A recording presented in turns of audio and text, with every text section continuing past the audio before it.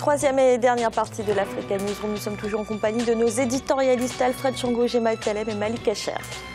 Et tout de suite, un comité de l'Union africaine s'est réuni samedi en Zambie. L'objectif était de discuter du projet de réforme du Conseil de sécurité des Nations Unies et notamment d'un meilleur équilibre dans cette instance pour une représentation continentale. Idelette Mirabel-Bissou. En prélude au sommet du comité des 10 de l'Union africaine sur la réforme du Conseil de sécurité des Nations Unies, les ministres des Affaires étrangères se sont réunis à Livingstone, en Zambie. Au cours des travaux préparatoires le 8 mai dernier, ils ont plaidé pour l'intervention directe de l'Afrique au Conseil de sécurité dans la gestion des affaires du continent. L'Afrique doit être entendue à chaque fois que ses préoccupations en matière de sécurité et même ceux du reste du monde sont à l'étude. Le Conseil de sécurité et ceux qui le contrôlent doivent donc ouvrir les portes. Il est impératif que nous arrivions avec des propositions globales, des stratégies et les recommandations qui nous permettront d'accélérer la réalisation des objectifs de la représentation permanente de l'Afrique au Conseil de sécurité. Ces négociations sont dirigées par le représentant permanent de la Jamaïque à New York et président des négociations intergouvernementales sur la réforme du Conseil de sécurité de l'ONU. Le sommet des 10 devrait aboutir à une position commune de l'Afrique à l'intention des 5 membres permanents du Conseil de sécurité. C'est dans cette perspective que nous continuons d'exiger un modèle de réforme qui assurera le droit légitime de l'Afrique à la représentation géographique juste et équitable au Conseil de sécurité. Le consensus des Zulwini, adopté en 2005, a appelé à ce que le continent africain soit représenté au Conseil de sécurité de l'ONU par 7 membres, dont 2 permanents avec droit de veto. Pourtant, jusqu'en 2015, le continent se sent toujours exclu du processus de prise de décision. Alfred, l'Afrique revendique 7 membres au Conseil de sécurité, dont 2 permanents qui disposeraient d'un droit de veto. Est-ce que c'est une demande légitime ? Alors Fanny, la demande légitime, c'est de réformer le Conseil permanent de sécurité pour y faire entrer de nouveaux membres, dont l'Afrique, le membre permanent. Le Conseil non permanent, ça, à la limite, ça n'a aucun pouvoir, donc ce n'est que pour le décorum. Pour le coup, effectivement, ce qu'on oublie de rappeler, c'est que c'est depuis la création de l'OUA que cette question a été soulevée en 1963. Les pères fondateurs de l'Organisation de l'Unité africaine, qui deviendra plus tard l'UA, l'avaient exigé. Je rappelais il n'y a pas longtemps que le dernier discours de fait Muammar Kadhafi, justement, à l'Assemblée générale des Nations Unies, c'était d'appeler à cette réforme-là, de dire effectivement qu'on était déjà sorti de l'ordre de 1945, de la Seconde Guerre mondiale, que la chute du mur de Berlin, l'effondrement de l'ex-Russie, on entrait dans une nouvelle ère, qui est l'ère de la mondialisation, et qu'il n'y avait aucune raison pour qu'il y ait les 5 et le pouvoir, le droit de vie et de mort sur la vie politique internationale. Donc là, il y a effectivement, j'allais dire, un défi, un enjeu majeur pour l'Afrique, pour qu'il y ait effectivement, pas 2, mais 1 représentant qui serait à la limite lié à l'UA, soit le président de l'UA, soit le secrétaire, enfin peu importe, mais qu'il y ait un seul représentant au Conseil permanent. Gemal, qu'est-ce qui bloque aujourd'hui, d'après vous, cette meilleure représentation de l'Afrique au Conseil de sécurité de l'ONU ? Alors, la réforme des Nations Unies, c'est l'Arlésienne. C'est celle qu'on cherche tous les ans et qu'on ne trouve jamais. Il n'y a pas un secrétaire général des Nations Unies qui n'a pas désigné une commission pour réfléchir sur la désignation d'une autre commission, parce qu'en définitive, il ne se passe jamais rien. Le rapport qu'on a aujourd'hui au sein des Nations Unies, c'est le rapport... danse bien. Sans doute. Mais le rapport que nous avons aujourd'hui, c'est celui qui est hérité de 1945. Les victorieux de 1945 ont créé un ordre international nouveau sur lequel ils règnent. Je ne crois pas personnellement à la réforme des Nations Unies pour une raison simple, c'est que vous ne pouvez pas le faire si les 5 membres permanents ne sont pas d'accord. Et comme les 5 membres permanents, je ne connais personne au monde qui vous dira « je vote pour que je n'ai plus de pouvoir ». Les seuls pays, les 2 pays membres de l'Union européenne, qui sont la France et l'Angleterre, disposent chacun d'un droit de veto et qui sont membres permanents. Et donc je ne pense pas que l'Union européenne va aller voter une réforme qui va lui donner moins de pouvoir. Je n'y crois pas une seconde. Et donc à partir du moment où il y en a un qui dit non, c'est non pour tout le monde. La deuxième chose fondamentale, c'est qu'évidemment, il y a le continent africain et c'est une question absolument légitime. Il est tout à fait normal qu'un pays comme le Nigeria ou l'Afrique du Sud ou le Kenya représente le continent africain avec un droit de veto. Mais en même temps, la même question se pose pour le Brésil, elle se pose pour l'Inde.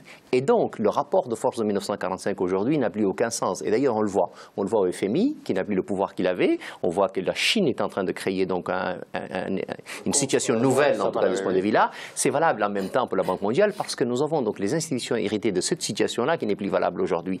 Et donc, cela se pose.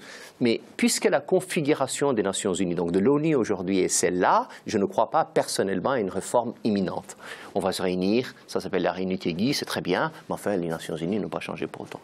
Merci. Dans l'actualité économique, à présent, 209 milliards de francs CFA, c'est la somme qu'apporte la diaspora ivoirienne chaque année à la Côte d'Ivoire. Le chiffre a été annoncé lors de la toute première édition du Forum de la diaspora qui a eu lieu à Abidjan. Un potentiel financier dont le gouvernement ivoirien ne voudrait pas se priver. Arwa Barkala. C'est une somme qui dépasse toutes sortes d'aides extérieures pour le pays. 209 milliards de francs CFA, c'est ce que rapporte chaque année la diaspora ivoirienne à la Côte d'Ivoire. Le chiffre a été annoncé à l'occasion du Forum de la diaspora les 7 et 8 mai 2015 à Abidjan. Provenant d'une communauté comptant 1 240 000 expatriés, cette manne financière ouvrirait la porte à de nouvelles perspectives permettant au pays d'amorcer une nouvelle politique de développement. Plusieurs actions du gouvernement ivoirien, donc la création d'un guichet unique qui permet de faciliter la création d'entreprises.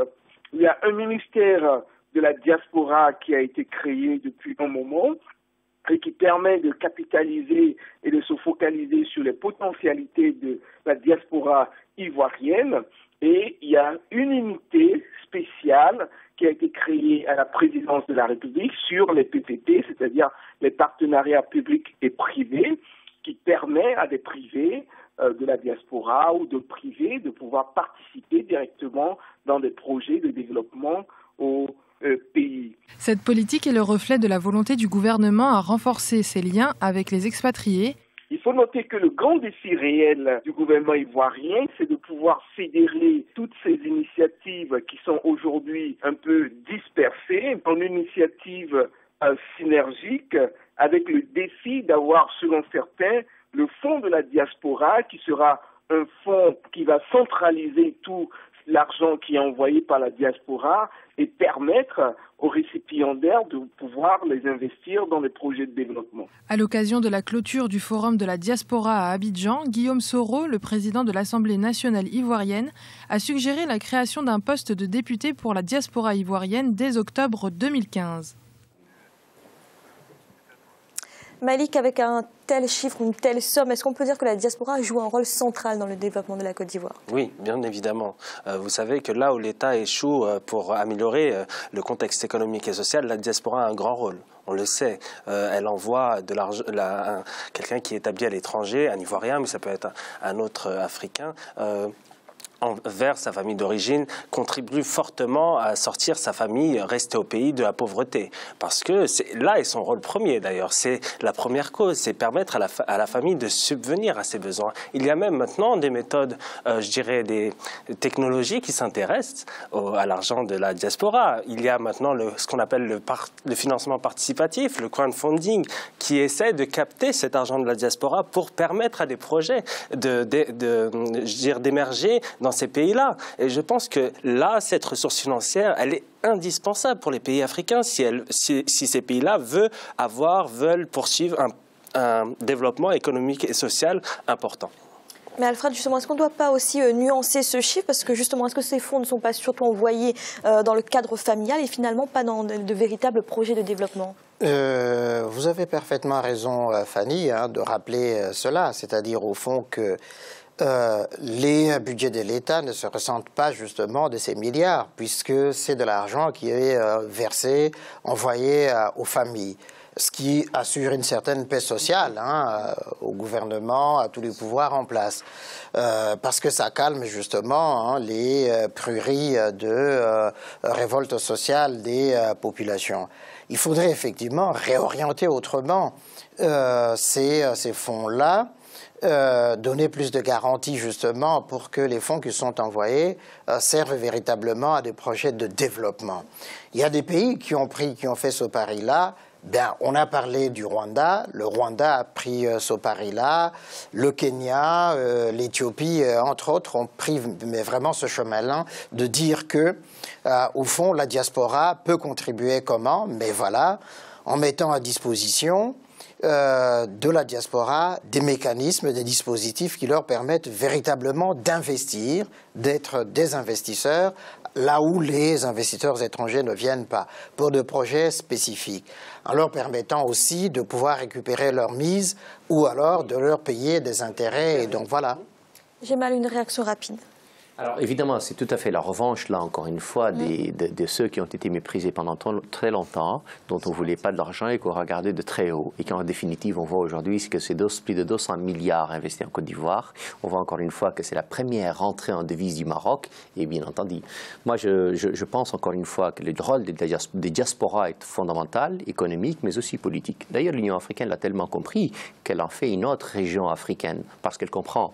Enfin, ou en tout cas, il le comprend depuis longtemps, mais il y a des décideurs qui, finalement, ont décidé, encore une fois, d'agir et de comprendre cela. Le Conseil représentatif des associations noires de France, lui aussi le comprend. Il est en train de travailler avec l'Union africaine pour donc la mise en place de cette région et de créer un grand colloque consacré au rôle des diasporas sur le développement du continent africain.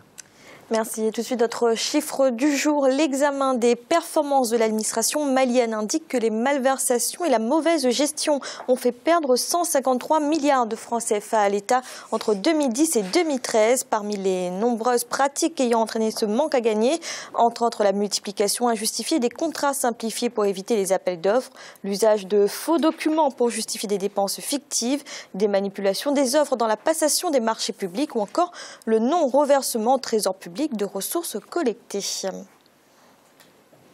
Malik, quelle est votre réaction à ce chiffre qui est tout de même important? C'est très important. La corruption est un phénomène qui gangrène de nombreux pays. Le Mali, vous venez de le citer, et justement, vous venez de citer les raisons. Il y a ces problèmes-là au sein des institutions de l'État, des fonctionnaires corrompus, la gestion de projets qui demande parfois On voit que, par exemple, quand un État lance un projet, il y a cette multiplication des intermédiaires qui ne sont pas justifiés. Et c'est pour ça qu'il y a cette volonté de certains États de simplifier justement la mise en place de projets pour éviter cette multiplication des intermédiaires et justement de la corruption, des fausses factures, enfin des choses de cette sorte.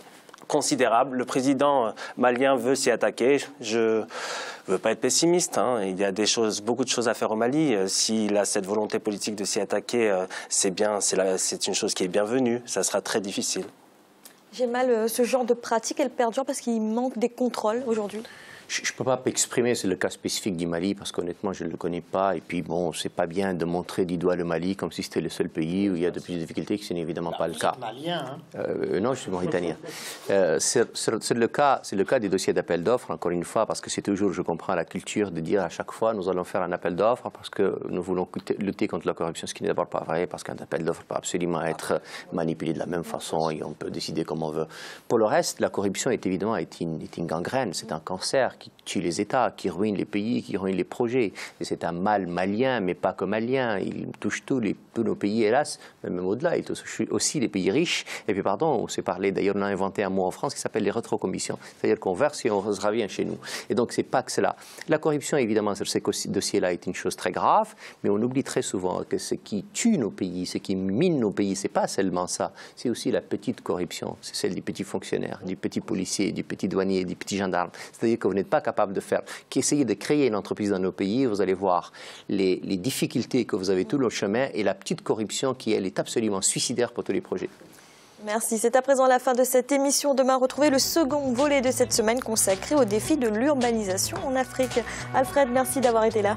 Merci Fanny. C'est une jubilation d'être toujours avec vous sur ce plateau. Et puis à mes très chères téléspectatrices aussi, merci de leur accueil. J'ai mal, merci également. Merci, je ne pousse pas jusqu'à la jubilation de mon ami Alfred, mais je suis quand même content et bonsoir à tout le monde. Et Malik, merci. Jubilation modérée, ce fut un plaisir de vous revoir. Et merci à vous de nous avoir suivis. À bientôt dans l'Africa Newsroom.